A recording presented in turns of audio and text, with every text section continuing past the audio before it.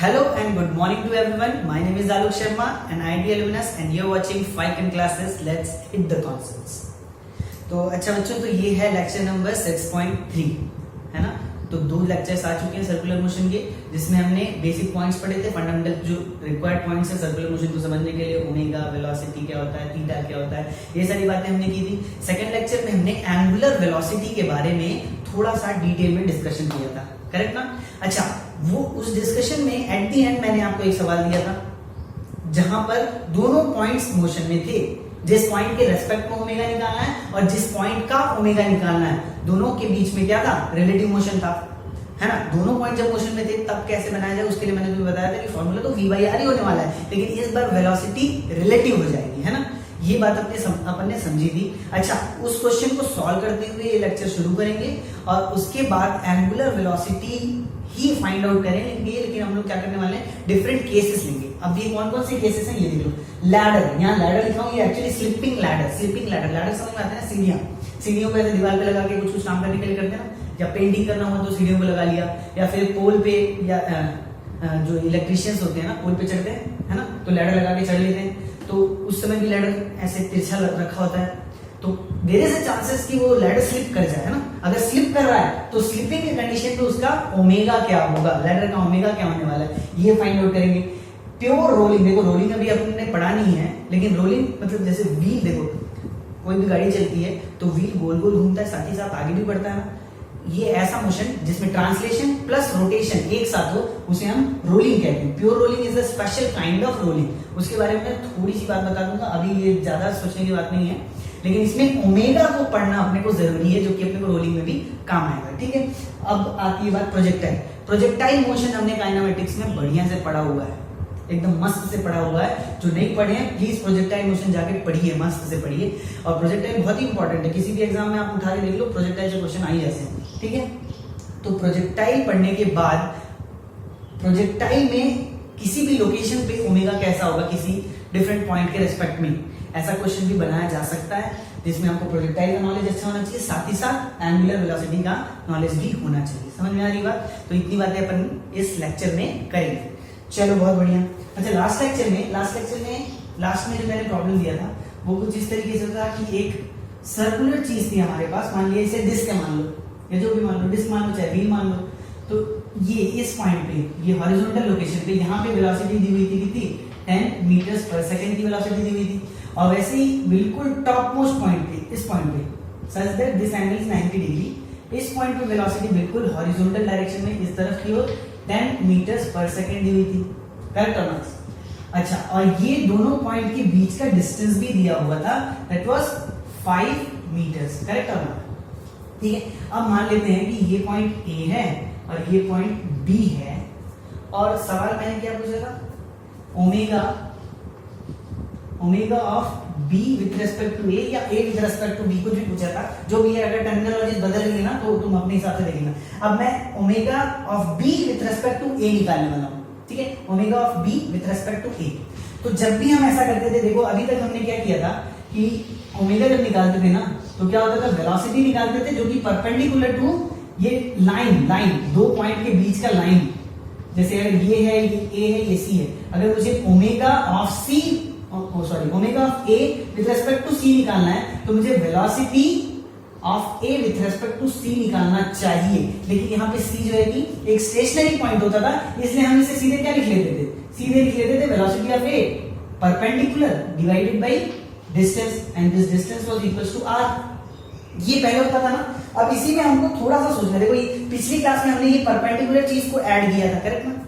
अब इस क्लास में हम लोग इस परपेंडिकुलर के साथ में एक नई बात कर रहे हैं कि ये परपेंडिकुलर तो होना ही चाहिए, वेलोसिटी जिस भी पॉइंट का निकाल रहे हो ये परपेंडिकुलर तो होना ही चाहिए, साथ ही साथ ये होना चाहिए रिलेटिव वेलोसिटी। क्या होना चाहिए, ये रिलेटिव वेलोसिटी। मेरे कहने का मतलब ये है कि यहाँ पे तुम वेलोसिटी ऑफ ए निकाल रहे हो विद रिस्पेक्ट टू सी निकालना होगा तुम्हें, समझ में आएगा। अभी तक सी जो है कि स्टेशनरी कंडीशन में था, इसलिए हम लोग डायरेक्ट वेलोसिटी ऑफ ए लिख लेते थे, ठीक है। लेकिन अगर सी भी मूव करने लगे तो ये वेलोसिटी रिलेटिव हो जाएगी और ओमेगा का फॉर्मूला हो जाएगा। देखो ए सी अगर मुझे लिखना है तो velocity of A with respect to C, and that should be perpendicular to this line. Radius के परपेंडिकुलर डिवाइडेड बाई आर। ये नया फॉर्मूला अपने पास लिख के समझ में आता है। अच्छा समझ में आ रही बात। अगर रिलेटिव वेलोसिटी दोनों ही पॉइंट मूव कर रहा हो तब क्या करोगे भाई, तब तो अब तुम्हें रिलेटिव वेलोसिटी निकालना पड़ेगा और उसका भी परपेंडिकुलर कंपोनेंट। परपेंडिकुलर तो हमेशा ही होना चाहिए यार, ये तो हमको पता ही है। ठीक है, तो अब देखो यहाँ पे आ जाओ, अगर मैं इस लाइन को थोड़ा सा एक्सटेंड कर लूं इस तरीके से, देखो इस तरीके से एक्सटेंड कर लिया मैंने। अब मुझे velocity of B with respect to A चाहिए, क्योंकि यहाँ पे ए भी मूविंग है, क्योंकि यहाँ पे ए भी मूविंग है तो मुझे वेलोसिटी ऑफ बी से सिर्फ काम नहीं चलेगा, बी और ए दोनों चाहिए और दोनों का रिलेटिव वेलोसिटी चाहिए। In which direction, perpendicular direction, perpendicular to this line A B line के परपेंडिकुलर कंपोनेंट VB का ले लो और AB लाइन के परपेंडिकुलर कंपोनेंट VA का भी ले लो, दोनों का ही perpendicular component perpendicular to AB ऐसा वाला कंपोनेंट निकालो और दोनों की रिलेटिव वेलोसिटी निकाल लो, VBA निकाल लो, तो तुम्हें बन जाएगा भाई। इसका फॉर्मूला क्या बनने वाला है, ये VBA perpendicular divided by R, यही होगा ना फॉर्मूला। चलो भाई अब हम VBA परपेंडिकुलर कैसे निकालेंगे ये सोचते हैं। अच्छा भाई अब मुझे बताना, ये जो ट्रायंगल बन रहा है ना ऐसे, ये इसे मान लो O पॉइंट मान लिया, ये R है, ये भी R है, ये 5 है, ये R है, ये भी R है, ये 5 है। राइट एंगल ट्रायंगल है, दोनों साइड अगर इक्वल है तो दोनों एंगल भी क्या होने चाहिए, इक्वल होने चाहिए। अगर दोनों एंगल इक्वल है, ये 90 है तो ये दोनों एंगल कितने कितने के होंगे, 45 के होंगे, तो ये 45 हो गया, ये भी 45 हो गया। करेक्ट ना, इतनी बात समझ में आती है। अगर ये 45 है, इस पे अगर मैं परपेंडिकुलर डालूं, मेरे को परपेंडिकुलर कंपोनेंट ही तो चाहिए, इसका परपेंडिकुलर कंपोनेंट ही तो चाहिए। अच्छा भाई अगर ये 45 है तो ये वाला कितना होगा, ये भी 45 होगा, तो ये वाला कितना होगा, ये भी 45 होगा, ये वाला कितना होगा, ये भी 45 होगा, सारे 45 हो जाएंगे। इट मींस ये वाला एंगल जो अपने को चाहिए था इसको कन्वर्ट करने के लिए परपेंडिकुलर डायरेक्शन में, ये तो 45 है। ये बात समझ में आ रही है ना। इतनी बात अगर मुझे समझ में आती है तो मुझे समझ में आ रहा है कि ये जो V, ये कौन से पॉइंट का है, B है ना, VB परपेंडिकुलर डायरेक्शन, ये था VB था, ये तो वेलोसिटी B पॉइंट की थी जो कि हॉरिजॉन्टल डायरेक्शन में थी, उसका कंपोनेंट मेरे को परपेंडिकुलर टू AB निकालना है, इसलिए मैंने इसे लिख दिया क्या, VB परपेंडिकुलर। समझ में आ रही है।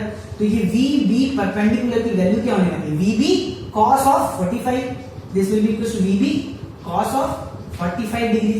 करेक्ट, VB कितना है 10, cos 45 कितना होता है 1 upon under the root of 2, that will be equals to 10 divided by under root 2 meters पर सेकंड। फाइन, ये क्या आ गया अपना, ये V velocity of B perpendicular to AB आ गया। बहुत सही बात। अगर A स्टेशनरी होता तब तो हम इसी वेलोसिटी को यूज कर लेते, ये रेडियस ले लेते, फाइनल ओमेगा आ जाता, लेकिन नहीं, इस बार तो A भी मोशन में है तो A का परपेंडिकुलर टू AB कंपोनेंट निकालना है।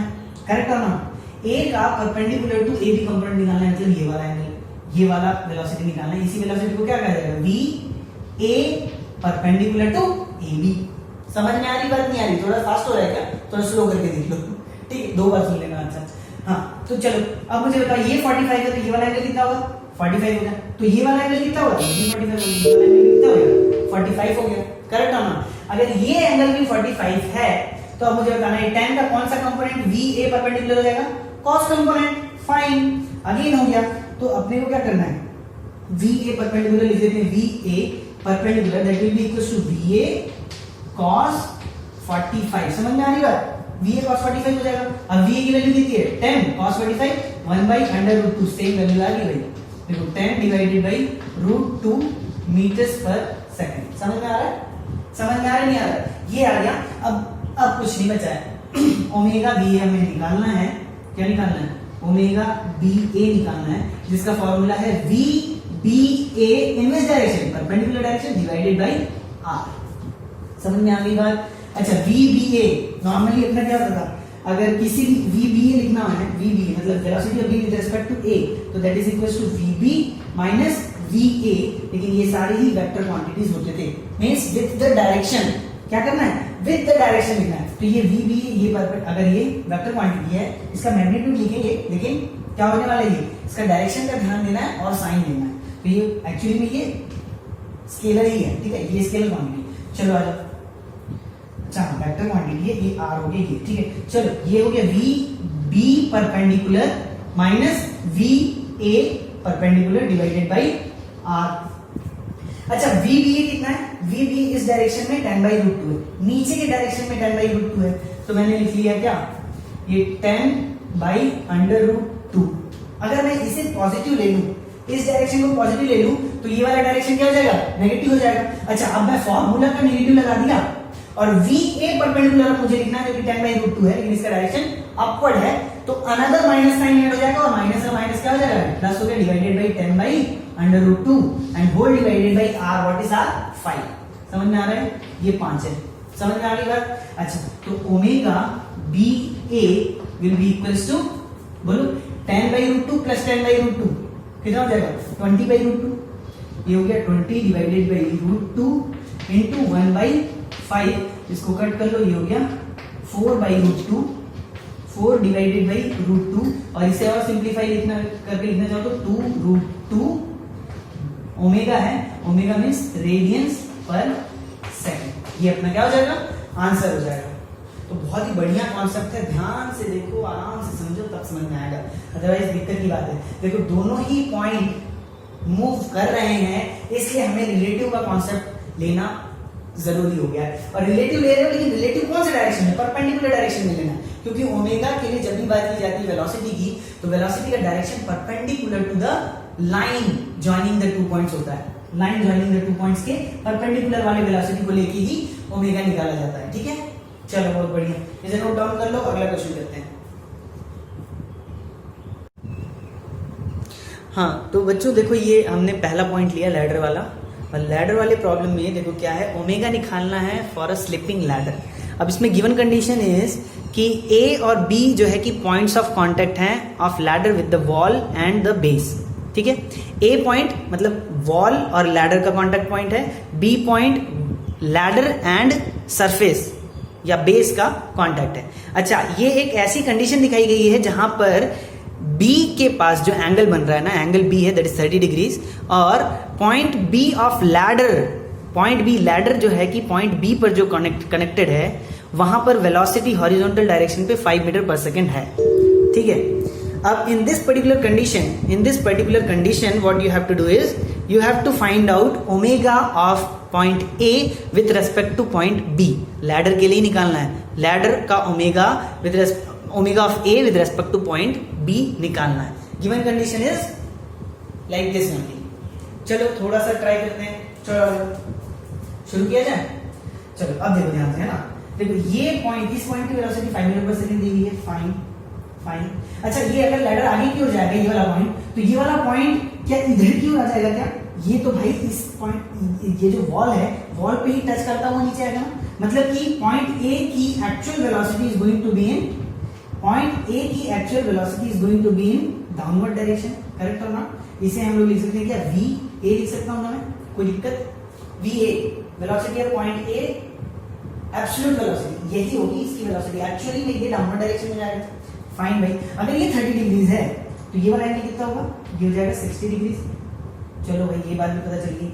अच्छा, एक बात हो गई है मिस, एक बात क्या हो गई मिस, ये length of the ladder is 5 meters, length of the ladder is 5 meters, 5 meters भी ना, एक बार मैं कंफर्म कर लेता हूँ। हाँ ओके फाइन, ये 5 मीटर्स है, नहीं था तो L लेके भी तुम बना सकते हो, कोई दिक्कत नहीं, डिवाइडेड बाय L करके आ जाता आंसर, है ना, या R ले लेते, R हो जाता, कोई बात नहीं। चलो ओमेगा A भी निकालना है, that means I need to find out velocity of A with respect to B in perpendicular direction to the ladder, है ना। ये इसका फार्मूला क्या होगा, velocity A with respect to B in perpendicular direction divided by R, यही तो होने वाला फार्मूला। फाइन, तो हमें इसकी वेलोसिटी इसके परपेंडिकुलर डायरेक्शन में चाहिए, इसकी भी वेलोसिटी परपेंडिकुलर डायरेक्शन में चाहिए, करेक्ट ना। उसके लिए हमें एंगल पता होना चाहिए। अच्छा, अगर मैं इस लाइन को थोड़ा सा एक्सटेंड कर दूं इधर की ओर, ऐसे एक्सटेंड कर देता हूं, तो ये एंगल कितना होगा, अगर ये 30 है तो ये भी 30 डिग्री होने वाला है कि बहुत सही। अगर अच्छा यहाँ पे ये 60 डिग्री है, फाइन, इधर ही रहने दो। अब देखो, तुम्हें इस पॉइंट की तो वेलोसिटी पता है, लेकिन क्या इस पॉइंट की वेलोसिटी पता है, नहीं पता है। अगर नहीं पता है तो कुछ ना कुछ इस पर्टिकुलर प्रॉब्लम में कंस्ट्रेंट होगा जिसे हमें यूज करके यहाँ की वेलोसिटी निकालनी होगी। अब कंस्ट्रेंट मोशन हमने पढ़ा था, कुछ याद आता है क्या, कंस्ट्रेंट मोशन। यहाँ पे देखो कंस्ट्रेंट, तुम्हें एक चीज मैं समझा रहा हूँ, बड़े ध्यान से सुन लेना, नहीं तो बोलोगे सर ऐसे कैसे लिख दिया, ध्यान से सुन लो। देखो ये लैडर है ना, एक लैडर है ना, ये एक लैडर है, मतलब कि एक रिजिड बॉडी है that is not going to be deformed. ये यहाँ गिरने से कभी ऐसा हुआ कि लैडर गिरा और लैडर डीफॉर्म हो गया, लैडर की लेंथ छोटी हो गई, लेंथ तो छोटी नहीं हो जाने वाली। अगर लैडर स्लिप कर रहा है, लैडर का लेंथ तो छोटा नहीं हो जाएगा ना, लेंथ तो वही रहेगी ना। अगर लैडर 5 मीटर की तो 5 मीटर की ही रहेगी। अगर स्लिप करके यहाँ भी गया तो भी लैडर 5 मीटर का ही रहेगा, ये पॉइंट आगे बढ़ जाएगा और लैडर की लेंथ तो 5 मीटर रहने वाली है। करेक्ट और नॉट? That means कि लैडर की लेंथ अगर चेंज नहीं होने वाली है, it means the distance between point A and point B is never going to get changed. क्या बात समझ में आती है कि the distance between point A and point B, which are the end points of a ladder, is not going to change. The distance is not going to change. If the distance is not going to change, the velocity of ladder point A in the direction of ladder, ध्यान से सुनो, velocity of point A in the direction of ladder must be equal to velocity of point B in the direction of ladder. क्या बात समझ में आती है? Velocity of point A ladder के डायरेक्शन में, component of velocity of point A ladder के direction में will be equal to component of velocity of point B in the direction of ladder.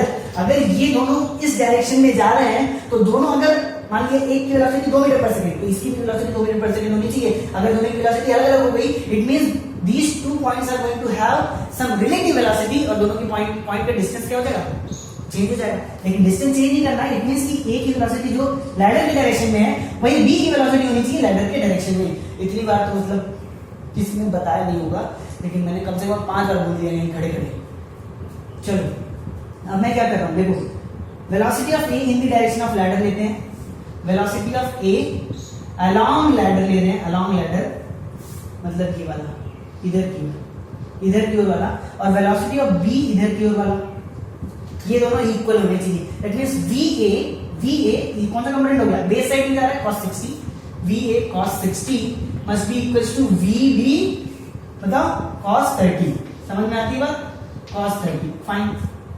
तो VA तो हमें नहीं पता है, जो कि निकालना है। cos 60 क्या होता है? sin 30 that is 1/2। ये हो गया 1/2, that will be equals to VB is 5, cos 30 means sin 60 that is √3/2, √3/2, 2 and 2 got cancelled और VA की वेलोसिटी क्या आ गई? 5/√3 मीटर्स पर सेकंड। अच्छा चलो भाई, VA मिल गया अपने को, VA की वैल्यू आ गई यहाँ पे, VA की वैल्यू क्या आ गई? 5/√3 मीटर्स पर सेकंड। फाइन, ये एक बात समझ में आ गई अपने, बहुत ही अच्छी बात है। लेकिन ओमेगा निकालने के लिए तो मुझे परपेंडिकुलर डायरेक्शन पे वेलोसिटी चाहिए ना। परपेंडिकुलर डायरेक्शन पे वेलोसिटी का क्या मतलब हुआ? यहाँ पे परपेंडिकुलर डायरेक्शन क्या होगा? इधर हो जाएगा, ये वाला VA परपेंडिकुलर हो गया। अच्छा यहाँ पे परपेंडिकुलर क्या होगा? ये इस डायरेक्शन में है तो परपेंडिकुलर इधर की ओर आएगा ना, ये हो गया VB परपेंडिकुलर। समझ में आ रही है बात? समझ में आ रही है बात? ये दोनों वेलोसिटी निकालेंगे और ये तो पुराना सवाल बन गया, पिछला सवाल, बिल्कुल पिछले सवाल की तरह बन गया ये। अब देखो VA परपेंडिकुलर कैसे निकालेंगे? VA perpendicular will be equals to VA, अगर VA 60 बेस साइड में मतलब साइन कंपोनेंट हो जाएगा, sin 60। करेक्ट और नॉट? तो मेरे को बता दो VA sin 60 क्या होता है? VA जो है कि ऑलरेडी 5√3 है, sin 60 क्या होता है? √3/2 होता है इनटू √3 डिवाइडेड बाय 2। समझ में आ गया? नहीं आ गया? sin 60 हो गया। अच्छा VB परपेंडिकुलर क्या होगा? VB परपेंडिकुलर देख लो, VB परपेंडिकुलर इज VB और ये sin 30 हो गया, है ना? sin 30 डिग्री हो गया। sin 30 क्या होता है? 1/2 होता है। sin 30 क्या होता है? sin 30 का पता ही नहीं पता है। sin 30 क्या होता है? 1/2 1/2, तो ये हो गया 5 into 1/2 that is equal to 2.5 meters पर सेकंड। ये हो गया 2.5 मीटर पर सेकंड। √3 into √3 is जल्दी बता यार, 3 हो गया। 3 into 5/2 is 2.5, 2.5 into 3 is 7.5 metres पर सेकंड। समझ में आ रही बात? चलो अब वो निकाल के देखो, तुम खुद ही बनाओ। बना भाई, ओमेगा ए भी आया नहीं आया? अरे भाई सब कुछ तो आ चुका है, आर भी अपने को पता ही है। ओमेगा ए भी कैसे निकालोगे? Omega A B will be equal to velocity of A B perpendicular divided by R. अच्छा, velocity of A perpendicular minus velocity of B perpendicular divided by R. Velocity of A perpendicular कितना है भाई? ये देखो 7.5 है, ये 7.5 है कि नहीं? और क्या हो गया? अच्छा ये वाला 7.5 इस डायरेक्शन में, ये 2.5 है लेकिन अपोजिट डायरेक्शन में है, तो माइनस और minus plus 2.5 divided by r is 5 meters, so the answer is going to be 10 divided by 5 that is equals to 2 radian per second। बहुत जल्दी हो गया क्या? जल्दी होगा यार, देखो तो फटाफट करना पड़ेगा ना, बहुत हो गया, इतने सारे सवाल तो करते जा रहे हैं हम लोग। चलो नेक्स्ट प्रॉब्लम क्या है, समझ में आ रही बात? चलो इसे उतार लो फटाफट। चलो आ जाओ। देखो अब क्या है, इसमें हमें ओमेगा ऑफ प्योर रोलिंग हम लोग पढ़ने वाले हैं। पहली बात रोलिंग क्या होती है, रोलिंग के बारे में तुम्हें बताया था ना कि एक व्हील है, नॉर्मली व्हील किसी भी व्हीकल का ले लो, ये व्हील जो है कि इस तरीके से आगे तो बढ़ता है, साथ ही साथ ये घूमता भी है, कुछ ओमेगा के साथ और कुछ वेलोसिटी v के साथ आगे भी बढ़ता है, करेक्ट ना? अगर ये व्हील का रेडियस r है, व्हील का रेडियस r है सच दैट कि omega is equals to v by r के बराबर आता है अगर, तो इस कंडीशन को कहते हैं pure rolling condition. Pure rolling condition क्या कहते हैं इसे? प्योर रोलिंग कंडीशन कहते हैं। अभी के लिए इतना ध्यान में रखो, मन में रखो, और रोलिंग वेव्स के बारे में और अच्छे से डिस्कस करेंगे। जरूरी नहीं है कि omega is equals to v by r हर बार आए, जो अभी तक सर्कुलर मोशन में पढ़ रहा है ना, omega is equals to v by r, वो तो एक पॉइंट के लिए हो गया ना, एक पॉइंट जो कि c के अबाउट मूव कर रहा है, लेकिन यहाँ पे ओमेगा इसका है और v क्या है? v तो व्हील के ट्रांसलेशन की वेलोसिटी है, ये कोई पार्टिकल ये सर्कल पे नहीं मूव कर रहा है, ये तो व्हील है जो कि आगे बढ़ रहा है v से, और जिसका रेडियस r है, अगर वो उस ओमेगा के बराबर हो जाए तब ये प्योर रोलिंग कहलाती है। प्योर रोलिंग जैसे कि तुम अगर मान लो अगर कीचड़ हो और तुम कार चलाओ तो क्या होता है, कार का व्हील वहीं पे घूमने लगता है ना कीचड़ के ऊपर, तो वो प्योर रोलिंग नहीं है। लेकिन जब सड़क पे बिल्कुल स्मूथ सड़क पे बढ़िया से चलाते रहो तो वो प्योर रोलिंग कंडीशन आ जाती है, omega is equals to v by r के बराबर आ जाता है। तो ये प्योर रोलिंग का कंडीशन है, और प्योर रोलिंग के कंडीशन पे मैं तुम्हें डिफरेंट पॉइंट्स की वेलोसिटी बता रहा हूँ जो कि मुझे पता है, जो तुम्हें अभी नहीं पता है लेकिन आगे पता चल जाएगी, ठीक है, कोई दिक्कत नहीं है। अब रेडियस तो r है, इसका क्या है, इसका रेडियस r होगा, कोई दिक्कत की बात नहीं उसमें। चलो अब इस कंडीशन पे मैंने कहा कि ये जो व्हील है, टोटल व्हील है, is moving with the velocity of v in the forward direction, ठीक है। अगर इसकी वेलोसिटी v है, ये डिस्टेंस r है, तो ये टोटल डिस्टेंस देखो OA r के बराबर है ना, ये वाला डिस्टेंस कितना है, ये r के बराबर है, तो A टू C कितना डिस्टेंस हो जाएगा, 2r के बराबर। अगर रेडियस डबल हो रहा है तो लीनियर वेलोसिटी भी डबल हो जाएगी, ये 2v के बराबर हो जाएगी, ठीक है। क्यों कह रहा हूं मैं, क्योंकि पॉइंट A जो है ये स्टेशनरी होता है, क्या होता है, ये स्टेशनरी होता है in case of pure rolling. Pure rolling के केस में पॉइंट A व्हील का जिस पॉइंट पे ग्राउंड पे टच है, इन दोनों के बीच relative velocity is going to be zero. Relatively ये दोनों एक दूसरे से मूव नहीं करेंगे। प्योर रोलिंग के केस में ये बिल्कुल आगे बढ़ेगा, लेकिन ये वाला पॉइंट यहीं पे रहेगा। ये पॉइंट जो कि व्हील पे है वो पॉइंट, और जिस पॉइंट पे ये टच हो रहा है ग्राउंड से, इन दोनों के बीच में रिलेटिव वेलोसिटी, इन दोनों पॉइंट के बीच में relative velocity is going to be zero, and that is why ये पॉइंट हम लोग कहेंगे कि ये स्टेशनरी कंडीशन में है। अगर ये स्टेशनरी कंडीशन में है तो this total thing is rotating about this point. क्या बात समझ में आ रही है? इस A पॉइंट के अबाउट ये टोटल व्हील ऐसे रोटेट कर रहा है, ऐसे करके आगे जा रहा है। तो अगर इस पॉइंट की वेलोसिटी v आती है और ओमेगा तो पूरी बॉडी का ओमेगा सेम रहेगा ना, इसके अबाउट घूम रहा है तो, क्योंकि ये एक ही बॉडी है तो ओमेगा ऐसे सेम हो गया। अगर ओमेगा सेम है तो इस पॉइंट की वेलोसिटी डबल हो जाएगी, क्योंकि रेडियस भी डबल हो रहा है। अरे भाई velocity is equal to omega into r है, ओमेगा सेम है, रेडियस अगर डबल हो गया तो वेलोसिटी भी डबल हो जाएगी। यहाँ पे वेलोसिटी के लिए रेडियस r था, यहाँ की वेलोसिटी के लिए रेडियस 2r है, तो क्या हो जाएगा, 2 टाइम्स वेलोसिटी हो जाएगा। समझ में आ रही बात? बहुत ज्यादा समझने की जरूरत नहीं है, अभी बस ये याद कर लो कि ये 2v है। अगर इस पॉइंट के बारे में बात करूं ना, इस पॉइंट के बारे में, तो ये पॉइंट देखो जो भी मैं वेलोसिटी बना रहा हूं वो A से अगर तुम ऐसे कनेक्ट करोगे ना तो ये परपेंडिकुलर डायरेक्शन में, अब A से यहाँ पे कनेक्ट करो ऐसे, तो इसके परपेंडिकुलर डायरेक्शन में ये वेलोसिटी हो जाती है under the root of 2 into v, ठीक है। यहाँ पे कनेक्ट कर लो, यहाँ पे ऐसे कनेक्ट किया तो यहाँ पे जो ये परपेंडिकुलर डायरेक्शन में वेलोसिटी होगा ये भी under the root 2 into v, ठीक है। अब हमें निकालना है, अब ये सारे पॉइंट्स लिख लो तुम अच्छे से, ये गिवन कंडीशन है मान लो, क्योंकि तुमने अभी ये सारी चीजें पढ़ी नहीं है इसलिए मैं कह देता हूँ कि ये गिवन कंडीशन है। अब तुम्हें जो चीज मैं ओमेगा निकालने बोल रहा हूँ उस पर तुम फोकस करो, ये मत सोचो कि सर मुझे ये समझ में आया 2v कहां से आ गया, रूट 2v कहां से आ गया। ये सारी बातें एकदम सिंपल सी, 2v के बारे में मैंने बता दिया और रूट 2v भी उसी सेम कंडीशन से आता है। ये वाला डिस्टेंस लेके तुम ओमेगा r करोगे तो ये वेलोसिटी आ जाएगी, कोई दिक्कत की बात नहीं, उसमें चिंता मत करो तुम। रोलिंग में हम लोग एकदम बढ़िया समझ जाएंगे यार, बिल्कुल इजी चीज है, बढ़िया समझ जाएंगे, टेंशन मत लो। अभी क्या करना है तुम्हें, ओमेगा निकालना है, ओमेगा विथ रेस्पेक्ट टू ए सारे पॉइंट्स का। तो ओमेगा ऑफ सबसे पहले निकालते हैं, देखो ओ का, omega of O with respect to A ये निकालना है। फिर निकालना है तुम्हें ओमेगा ऑफ सॉरी ओ नहीं, हाँ O with respect to A, then B with respect to A, then omega of C with respect to A, then omega of D with respect to A. इतनी 4 चीजें निकालो, उसके बाद फिर और भी चीजें निकालें। वीडियो स्टॉप करो, निकालो। चलो मैं निकाल देता हूँ यहाँ पे।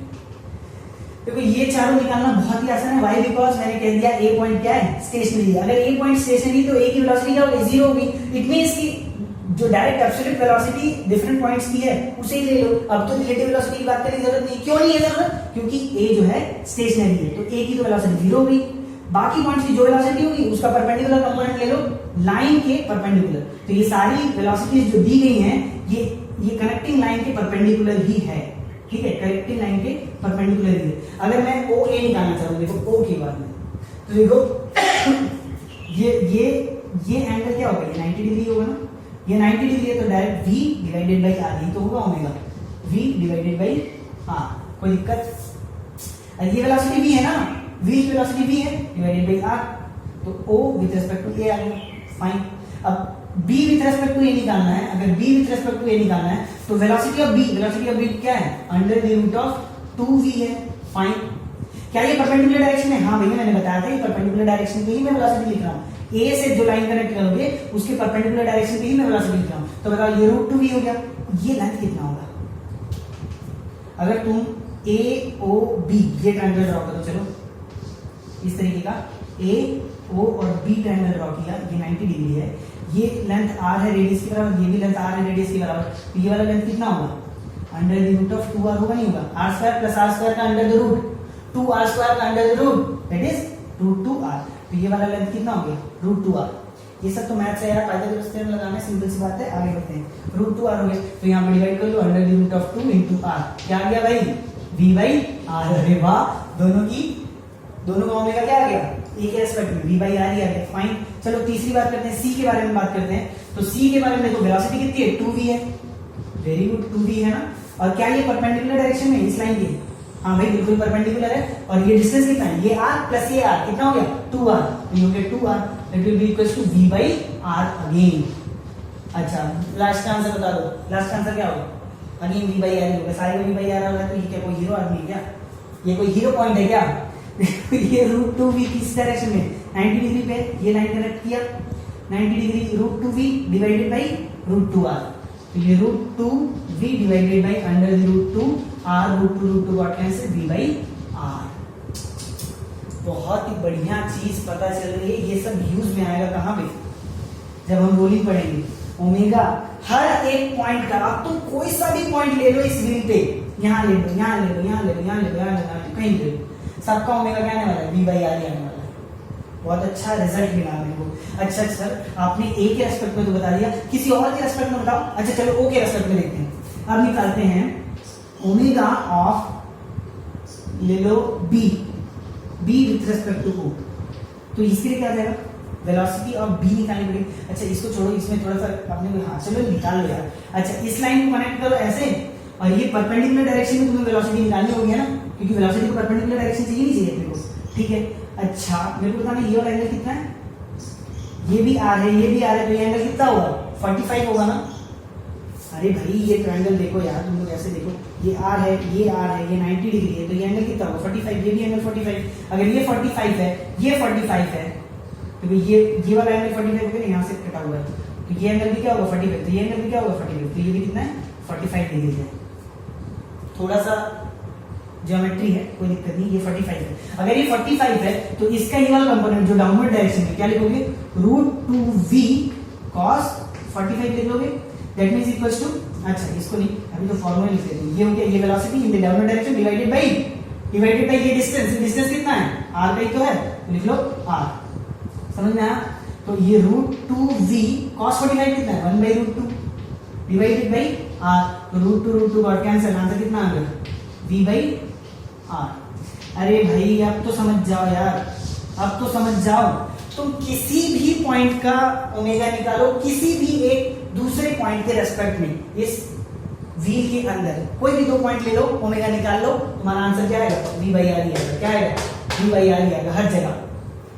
प्योर रोलिंग के केस में बात कर रहा हूँ, स्लिपिंग वगैरह होने लगा तो फिर वो बात अलग हो जाएगी। प्योर रोलिंग के केस में किसी भी दो पॉइंट व्हील पे, कोई भी दो पॉइंट लो, उनका ओमेगा कितना होने वाला है, V/R होने वाला है। बहुत ही बढ़िया कंक्लूजन निकल के आ रहा है, जो कि रोलिंग में थोड़ा सा यूज हो जाएगा। ठीक है, बात समझ में आ गई। रोलिंग पे ओमेगा समझ में आ गया। रोलिंग पे ओमेगा कोई भी पूछता है तो मैं अगर वो सवाल बदल सकता है कि अच्छा टॉप मोस्ट पॉइंट का ओमेगा बताओ बॉटम मोस्ट पॉइंट के रेस्पेक्ट में, टॉप मोस्ट पॉइंट का ओमेगा बताओ बॉटम मोस्ट पॉइंट के रेस्पेक्ट में, टॉप मोस्ट पॉइंट का ओमेगा बताओ बॉटम मोस्ट पॉइंट के रेस्पेक्ट में। अरे अपने को सोचने की बात ही नहीं यार, V/R ही हुआ प्योर रोलिंग के केस में। तुम कोई सा भी पॉइंट दे दो, लेफ्ट मोस्ट पॉइंट का ओमेगा बताओ राइट मोस्ट पॉइंट के रेस्पेक्ट में, V/R। सोचना ही नहीं है। अरे किसी भी पॉइंट का ओमेगा किसी भी अनदर पॉइंट के रेस्पेक्ट में is going to be omega is equals to V/R। Fine, तो ये हमारे जहन में बस जाना चाहिए प्योर रोलिंग के केस में। प्योर लिखा होना जरूरी है, अदरवाइज रोलिंग के केस में नहीं, प्योर रोलिंग के केस में। ठीक है, आगे बढ़े। फाइनल प्रोजेक्टाइल का देख लेते हैं, एक क्वेश्चन प्रोजेक्टाइल का कर लेते हैं छोटा सा, फिर आगे बढ़ते हैं। ओके, अब लास्ट पॉइंट इस लेक्चर का डिस्कस करने जा रहे हैं, क्या है omega in case of projectile. Projectile हमने पढ़ा हुआ है, प्रोजेक्टाइल के बारे में थोड़ी सी बात कर लेंगे फटाफट। अगर देखो ये कैसे कि किसी प्रोजेक्टाइल को प्रोजेक्ट किया गया with an initial velocity of u at an angle of theta with horizon, at an angle of theta with horizon, तो ये क्या होगा, ये इस तरीके से ट्रैवल करेगा और ग्राउंड को हिट कर जाएगा जब सेम हॉरिजॉन्टल पोजीशन पे आ जाएगा, है ना। सेम हॉरिजॉन्टल पोजीशन पे पहुंचते ही ग्राउंड को हिट कर जाएगा। अच्छा, ये इसे क्या कहते हैं, मैक्सिमम हाइट अटेन को क्या कहते हैं, h मैक्स कहा जाता है। फाइन भाई। अच्छा, मैक्सिमम हॉरिजॉन्टल डिस्प्लेसमेंट कवर्ड को क्या कहा जाता है, इसे कहा जाता है रेंज कहा जाता है, करेक्ट है ना। और time of the flight is t। Fine. अच्छा, इसका फॉर्मूला कुछ याद है क्या अपने को hmax का?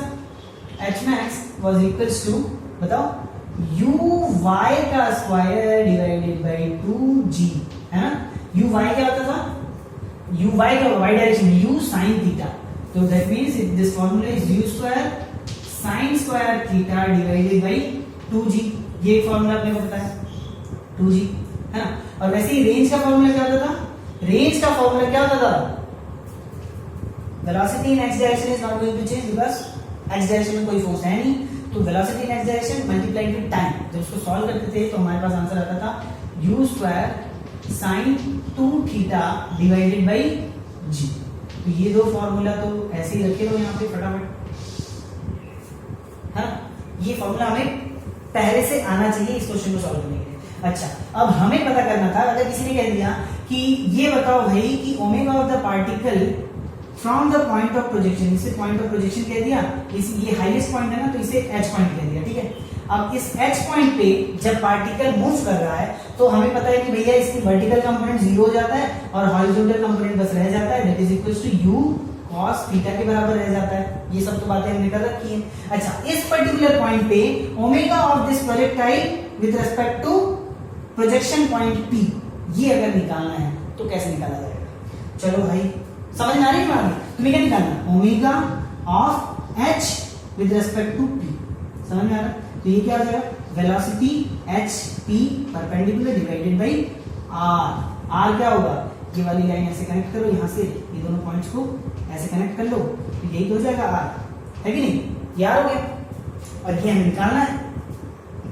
अच्छा, तो अगर ये r निकालना है मुझे तो hmax पता होना चाहिए और रेंज का आधा पता होना चाहिए, क्योंकि हमें पता है कि मैक्सिमम पॉइंट पहुंचने पर इसने half of the range cover कर लिया होता है, मतलब कि ये r/2 का डिस्टेंस है। ये वाला कितना है, ये r/2 का डिस्टेंस है, तो ये r/2 है, ये hmax है, तो r निकाला जा सकता है ना, r निकाला जा सकता है। इसको r मत नाम दो, इसे r डैश नाम दो, नहीं तो कंफ्यूजन हो जाएगा।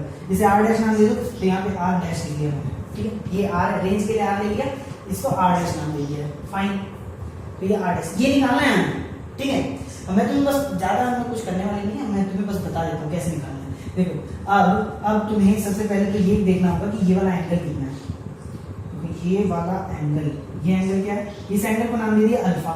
अगर ये अल्फा है तो ये वाला कितना हो जाएगा, ये 90 माइनस अल्फा हो जाएगा। फाइन, इस लाइन को एक्सटेंड कर लो, तो जरा इस लाइन को एक्सटेंड कर लो, ऐसे करके एक्सटेंड कर लो।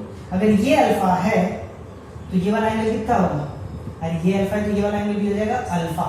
अब तुम्हें जब वेलोसिटी तुम परपेंडिकुलर निकालोगे तो देखो इस पॉइंट का कोई वो नहीं है ना वेलोसिटी में, ये तो स्टेशनरी पॉइंट है, ये तो स्टेशनरी पॉइंट है, मतलब कि तुम्हें VHP की जगह डायरेक्टली VH निकालना है, लेकिन perpendicular to this line. This line के परपेंडिकुलर डायरेक्शन पे तुम्हें वेलोसिटी का कंपोनेंट निकालना होगा, और that velocity is going to be in this direction. ये हो गया ना, ये हो गया V ऑफ H परपेंडिकुलर, है ना।